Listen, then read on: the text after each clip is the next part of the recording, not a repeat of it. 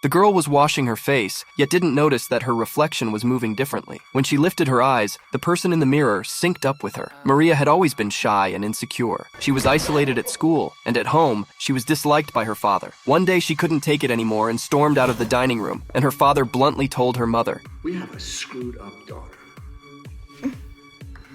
Maria rushed to her room and cried. Unexpectedly, she found an old photo in the mirror. It was an ultrasound image of her mother. To her surprise, there were 2 fetuses in the picture. Could it be that she was a twin? Then where was the other one? That night she looked in the mirror and suddenly felt something was wrong. She nervously wiped the fog off the glass, and the person in the mirror was staring right at her. Maria freaked out and ran away, unable to sleep all night. The next day, she was a little out of it at school. Then a bad guy messed with her. He tripped her up. Maria was used to this kind of humiliation. She didn't dare fight back. Her best friend, who saw everything, just stayed silent. Suddenly, her best friend's BF stepped in. You okay? Yeah. Maria had secretly liked him for a while, but he was a star player on the field hockey team, and her best friend was a figure skating expert. They just seemed like the perfect match, so Maria never said anything. When she got home that day, she heard someone calling her name. The voice came from the bathroom. Nervously, Maria walked over. This time, the person in the mirror turned around. Who are you? You don't remember me? What do you want? I can take your sadness away. She looked just like Maria, but she looked much prettier. She said her name was Julie. Could this be her twin sister's soul? The next day, her best friend said to teach her ice skating and took Maria to an abandoned rink. Soon after they started, her best friend let go of her and Maria crashed hard onto the ice. Maria begged her to help her up, but she coldly revealed her true intentions. He's mine, you know. What? Who?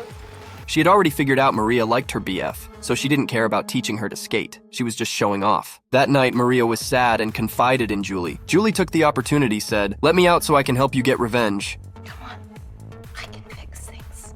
Just as Maria was about to switch with Julie, her mother interrupted. She handed her a crown, telling her to enjoy the ice skating ball. But Maria didn't know how to skate. When she arrived at the ball, she couldn't even stand up properly on the ice. Just then, her best friend's BF showed up again. His gentlemanly demeanor melted her heart. As she was lost in the sweetness of it, she caught her best friend's jealous glare. Maria accidentally fell, and another guy reached out to help her. Thinking he was being kind, yet he grabbed her and dragged her across the ice,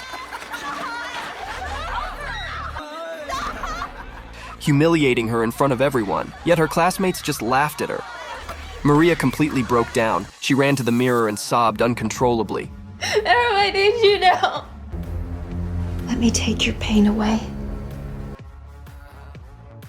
The girl put her hand on the mirror, then she kissed her reflection inside. In that moment, their souls switched. The shy, kind girl Maria disappeared, and in her place stood the evil Lana. On her first day at school, she kicked the bully's ass.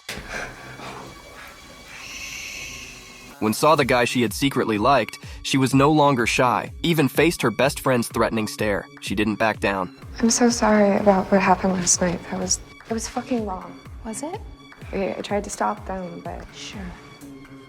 Her best friend felt a little uneasy, but Lana changed the subject. "Why don't you keep teaching me to skate?" Her best friend reluctantly agreed. What she didn't know was Lana was planning a terrible revenge. When her friend wasn't around, Lana practiced on the ice every day, even secretly went to the training rink to study her friend's moves, and her friend didn't notice anything. They went back to that old ice rink. She was surprised to find how quickly Lana had improved. Jeez, have you been practicing? Lana didn't respond. She just kept stepping closer, under the pressure of Lana's intense stare. Her best friend slowly stopped smiling. She wanted to use her own skill to scare her like before. First, she did a jump spin. To her surprise, Lana stumbled but managed to pull it off. Then, her friend did a series of spins. Lana didn't back down, though not as fast. Her execution was still impressive. Her best friend started to take it seriously. She tried a more difficult move. This time, Lana failed. Her best friend smirked, but soon she realized the girl in front of her was no longer the shy Maria she knew. Her instincts screamed at her to run. Without a word, Lana chased her down in a panic. Her expert skater friend actually slipped. Her head hit the hard stone bricks and died instantly. Lana glanced coldly at her, took out her phone. The reflection on the screen was exactly the terrified Maria. Lana immediately copied Lily's expression and then called the police. Yeah, I'm here with my friend and she's fallen and I... Back at home, Maria in the mirror confronted Lana. "Why are you doing this?" Lana coldly replied. "Isn't this exactly what you wanted?" Maria regretted it deeply and wanted to switch back, but no matter how much she pounded the glass, Lana ignored her. Having tasted revenge, Lana grew bolder. On the day of her friend's funeral, she pretended to be fragile and got close to her best friend's BF. They soon became inseparable, and their relationship moved fast. One day, they sneaked out of school for a date, but they got a call from the cop. The cop said there were doubts about her friend's case, and they needed to come in for questioning right now. Her BF agreed right away, but Lana wasn't having it. She tried to manipulate him, but he shoved her to the ground. As he turned to leave, angry Lana grabbed an empty bottle and slammed it into his head. He collapsed and was gone. Lana was terrified. She ran to the mirror, and sure enough, Maria was crying inside. Lana put her hand on the mirror, but Maria didn't want to come out anymore. Those who had hurt Maria were now all dead. Only one person was left, and that was her father. Throughout Maria's whole childhood, her father had only been disdainful toward her, disliked her for not being pretty, disliked her lack of confidence. Now Lana, who had caused so much chaos, found her father. She wasn't panicking anymore. Instead, she calmly questioned him. Would you love me if I wasn't beautiful? If I was deformed? Why would you say that?